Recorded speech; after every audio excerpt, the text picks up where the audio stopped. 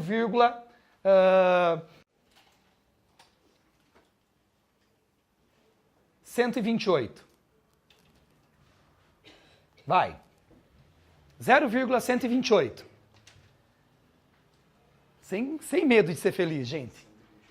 Tira a vírgula, fica que número? Então, o 128 vai para cima. Sobre quantas casas decimais? 3 casas, quer dizer 3 zeros, ou seja, 1.000. Pronto, é 128 sobre 1.000. Ah, simplifica se der. Aqui dá para simplificar por 2. 128 por 2 dá 64. 1.000 por 2 dá 500.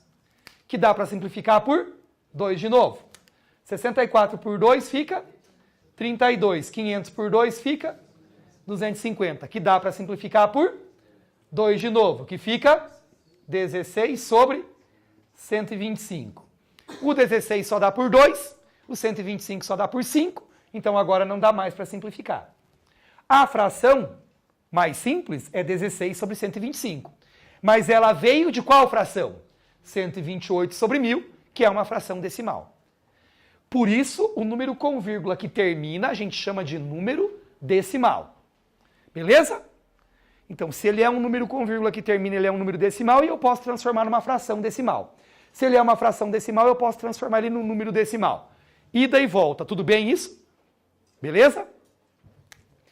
E quando ele for uma fração ordinária? Quando ele é uma fração ordinária, eu sei que a transformação dele vai virar uma dízima periódica, certo? Tá entendido como transforma a fração ordinária em dízima periódica? Como é que faz isso? A gente faz a conta, certo? Faz a continha, 2 dividido por 3, dá uma dízima periódica, então é uma fração ordinária. Agora, e se eu tiver que fazer o contrário? Se eu tiver que transformar a dízima periódica em fração ordinária? Por exemplo, aquele caso mesmo, ó. Pega a dízima periódica 0,66666. Ele vai escrever assim, ó, com reticências, para dizer que o 6 vai repetir infinitamente. Ou vai escrever simplesmente assim, ó, 0,6 com uma barrinha em cima de quem se repete. 0,6 com a barra em cima do 6, quer dizer que o 6 vai se repetir para sempre. Então é uma dízima periódica.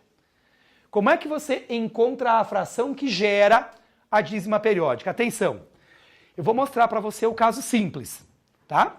E aí eu indico, você entra lá no meu Face, na minha página, lá no Facebook, prof.altevir,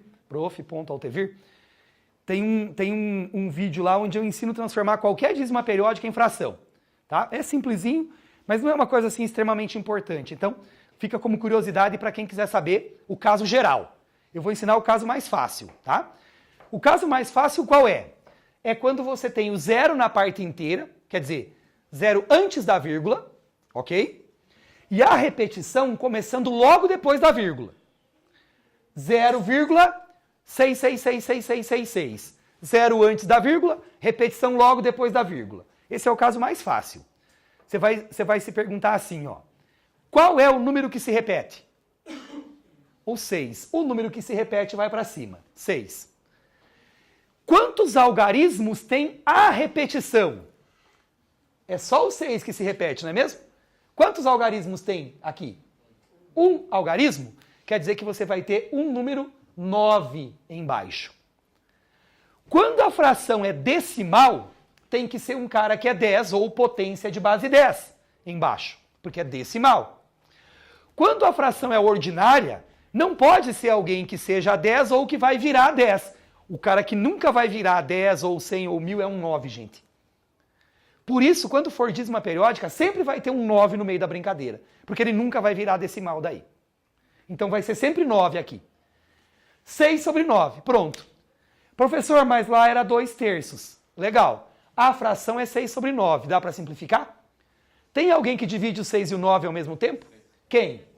O 3. 6 dividido por 3, 2. 9 dividido por 3, 3. 2/3, ó. Se eu tenho a fração, eu divido e chego na dízima. Se eu tenho a dízima, eu transformo ela na fração. Lembre-se, tudo que vai, volta, já dizia minha avó. Portanto, nada de desejar o mal para os outros. Isso é importante, ok? Presta atenção. Se uma fração decimal vira um número decimal, o número decimal tem que virar a fração decimal de volta. Como é que faz isso? Truquezinho do 10, 100, 1000. Se uma fração ordinária vira uma dízima periódica, a dízima periódica tem que voltar para a fração ordinária. Como é que faz isso? Truquezinho do 9. Outro exemplo, vamos lá? Eu te dou a dízima periódica 0,33333. Certo? 0 na parte inteira, repetição logo depois da vírgula. Só funciona esse truquezinho aqui, ó. Só funciona quando é 0 na parte inteira, repetição logo depois da vírgula, tá? Qual é o número que se repete? 3. O 3 vai para cima. De quantos em quantos ele se repete? Quantos algarismos tem a repetição? Um algarismo. Então quer dizer 9 embaixo. 3 sobre 9 dá para simplificar por 3. 3 sobre 9 é o mesmo que 1 terço. De fato, se eu fizer 1 dividido por 3, não dá 0,333333? Tá aí, ó. E se fosse 0,18 para sempre. Qual é o número que... Ó, 0 na parte inteira, repetição logo depois da vírgula, tá? Qual é o número que se repete aqui? 18. O 18 vai para cima. Quantos algarismos ele tem? 2 algarismos de repetição, significa 2 noves embaixo. 18 sobre 99. Que eu posso simplificar por 3. E eu fico com 18 por 3 é 6. 99 por 3 dá 33. Que dá por 3 de novo. Que fica 6 por 3, que é 2. 33 por 3, que é 11. Pode tirar a prova. Divida 2 por 11, você vai achar 0,18181818. Ok? Tá entendido? Então, as frações podem ser decimais ou ordinárias. A fração é decimal quando ela resulta em um número decimal. E a fração é ordinária quando ela resulta em em uma dízima periódica. Deu branco. Pergunta, gente, sobre esta parte? Droga. Esse não vai dar para fazer, Carneiro. Ainda que eu tenha quase certeza que você vai armar para mim com isso.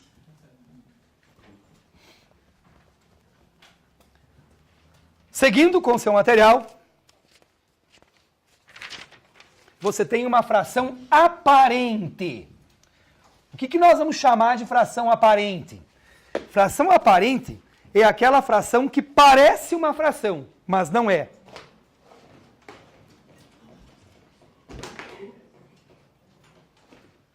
Daí o nome aparente.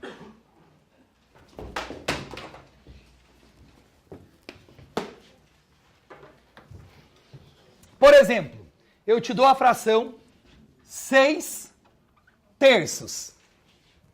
Ou eu te dou a fração 5 quintos.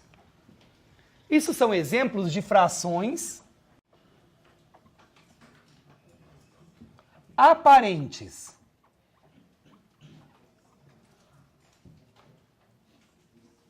Ou uma fração aparente clássica é essa daqui, ó.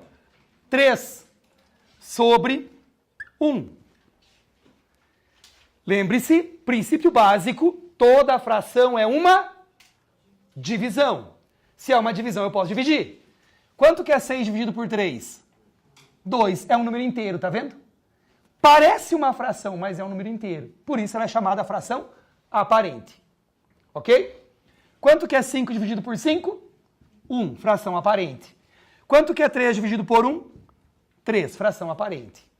Então a fração é dita aparente quando a divisão dá um resultado exato. Simples assim. Tudo bem? Tranquilos? Ótimo.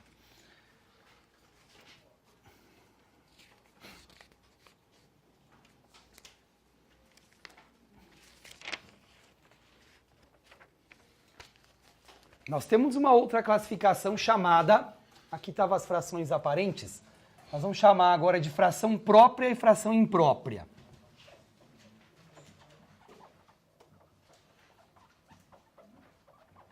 fração própria e fração imprópria.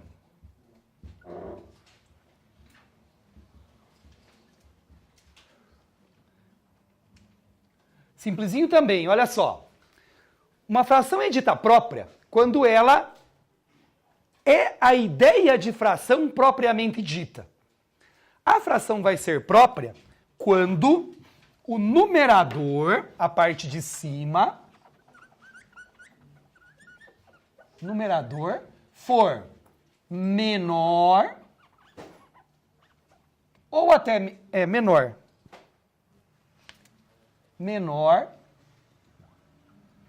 que o denominador. Numerador menor que o denominador. Por exemplo, está aí no seu material, na página 15, a fração 2/3. Isso é uma fração própria. O numerador é menor que o denominador. Por quê? Porque ela é a fração propriamente dita. Ele está dizendo assim para mim, ó, pegue o todo, divida em 3 partes iguais e dessas 3 considere 2. Eu consigo entender a fração, ó. Eu pego um todo, divido ele em 3 partes iguais, porque o denominador quis assim. E dessas 3 partes eu pego 2 porque o numerador quis assim. Isso é 2/3, uma fração propriamente dita. Uma fração vai ser dita imprópria quando o numerador, e aí você vai entender por que ela é imprópria, for maior ou igual ao denominador. Fração imprópria é quando a parte de cima é maior ou igual à parte de baixo. Por exemplo, a fração 5/3. Pensa na ideia de fração. O que ela está dizendo para você? O denominador está mandando você pegar o inteiro e dividir em 3 partes iguais.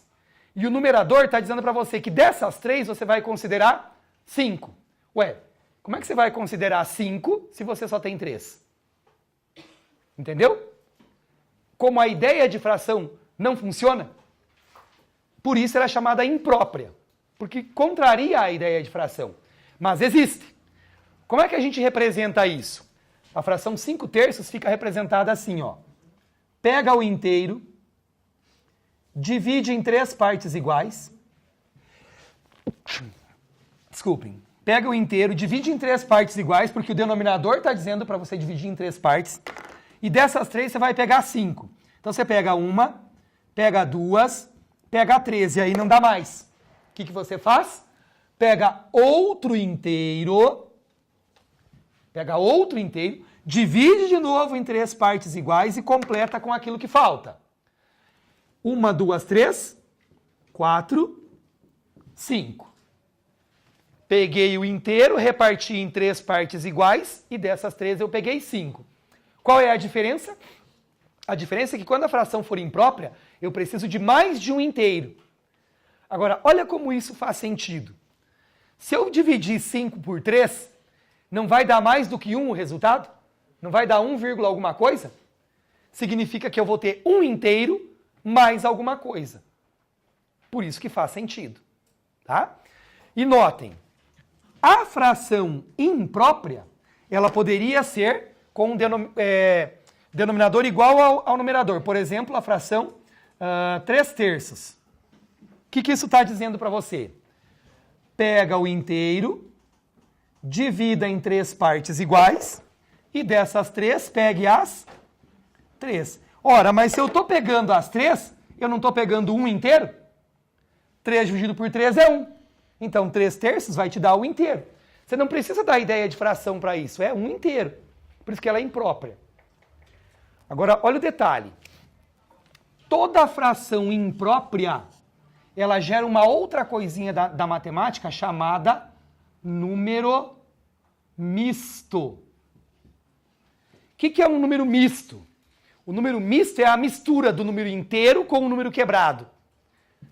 5/3 não deu um inteiro e mais uma parte do inteiro? não deu exatamente 1 inteiro e mais 2 terços? Isso aqui é o que a gente chama de número misto, ó. Uma mistura de número inteiro com fração. Quando é que o número misto vai aparecer? Quando for uma fração imprópria. Então, da ideia de fração imprópria, a gente passa aí para a ideia de número misto.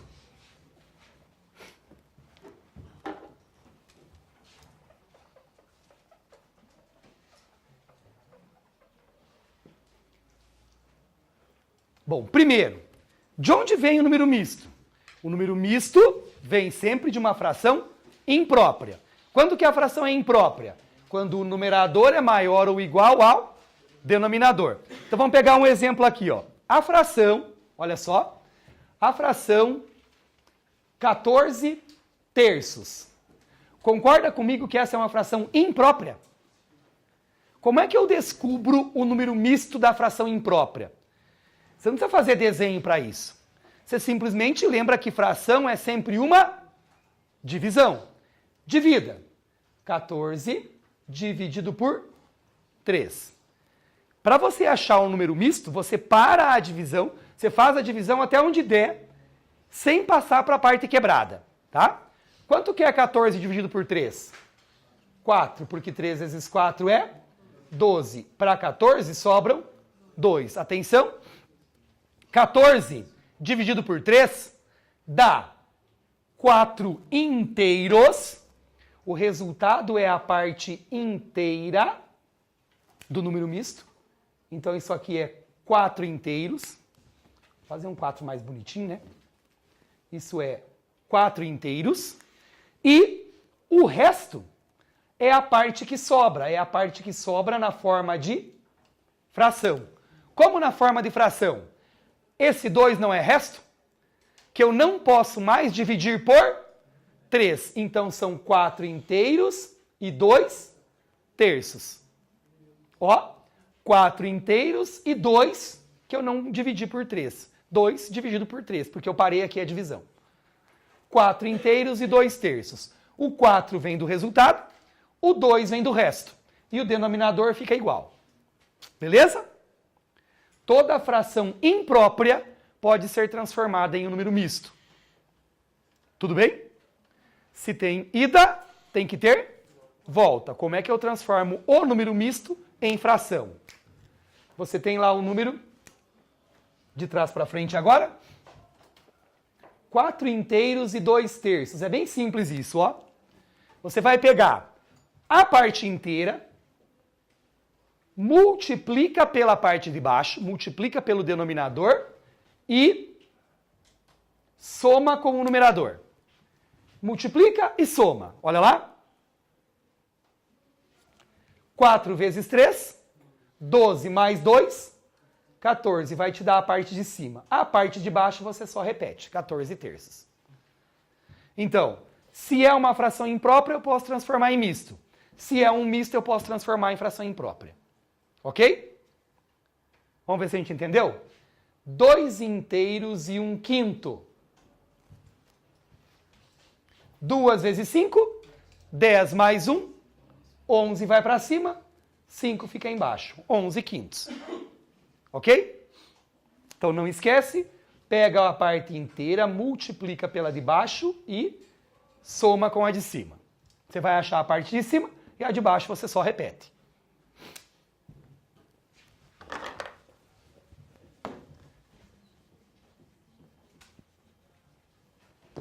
Fração própria, fração imprópria, número misto, fração aparente, tudo bem isso? Legal.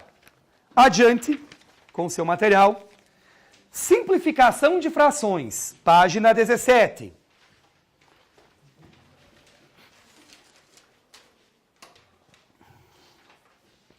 Ali no meio do texto, gente, eu estou explicando direitinho como é que faz, e tem alguns para vocês transformarem ali, tá? Não está transformado, deixo ali para vocês. Vai na página 17, simplificação de frações. A gente já sabe fazer isso, a gente já fez. Ele dá o exemplo ali, página 17 de novo, ó, 12 sobre 18.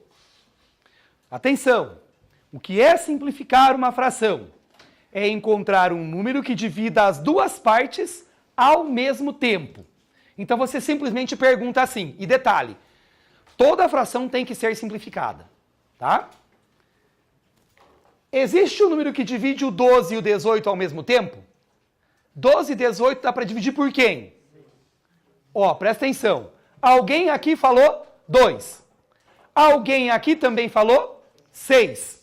E alguém aqui também falou 3. Tanto faz. Se você pegar os números menores, você vai simplificar por 2, depois você vai simplificar por 3 e vai chegar no resultado. Se você enxerga, presta atenção, o 12 e o 18 dá por 2, não dá? 12 e 18 também dá por 3, não dá? Se dá por 2 e dá por 3, é porque dá por 2 vezes 3, 6. Quanto maior for o número que você pegar, mais rápido você simplifica. Então eu posso simplificar por 2, primeiro, depois por 3. Mas, já que dá por 2 e dá por 3, eu posso simplificar direto por 6. E aí vai mais rápido. Só isso, tá? 12 e 18 dá para simplificar por 6. Vamos ver como é que fica isso? 12 dividido por 6 é 2. 18 por 6 é 3. O 2 e o 3, dá para dividir por mais algum número ao mesmo tempo? Não. Quando você chega aqui, presta atenção, quando não dá mais para simplificar a fração, você diz que esta é uma fração irredutível. Ela não pode mais ser simplificada, não pode mais ser dividida. Sabe quando é que ela vai ser irredutível? A fração vai ser irredutível sempre que numerador e denominador forem ou são primos entre si. O que significa serem primos entre si? Significa que o máximo divisor comum entre eles, ou o único divisor comum entre eles, é igual a 1. O único número que divide o 2 e o 3 ao mesmo tempo é o 1. E o 1 não simplifica a ninguém. Certo? Ó, o 12 e o 18 não são primos entre si. Por quê? Porque dá para dividir por 2, dá para dividir por 3, dá para dividir por 6. O 2 e o 3 são primos entre si. Por quê? Porque só dá para dividir por 1. Tá? Cuidado, gente. Primos entre si não é a mesma coisa que primos, tá? Primo é uma coisa. O primo só dá para dividir por 1 e por ele mesmo. Primos entre si é uma comparação entre dois, quando o único número que divide os dois ao mesmo tempo é o 1. Tá? Então, quer dizer, eu só posso simplificar essa fração por 1. E por 1 não simplifica nada. Então, ela é irredutível. Detalhe agora. Tem uma brincadeirinha rolando aí pelos grupos de WhatsApp e pelo Facebook, de uma prova que um professor aplicou e pede para o aluno reduzir as frações. Né? Uma das frações, se não me falha a memória, é essa daqui. Ó. Reduza as frações 3/5. Eu preciso dizer que o menininho que fez foi extremamente esperto. O único jeito imaginável de se reduzir essa fração, 3 e 5, dá para simplificar por alguém? Não, então ela é uma fração irredutível. Mas o professor pediu para reduzir. O que ele fez?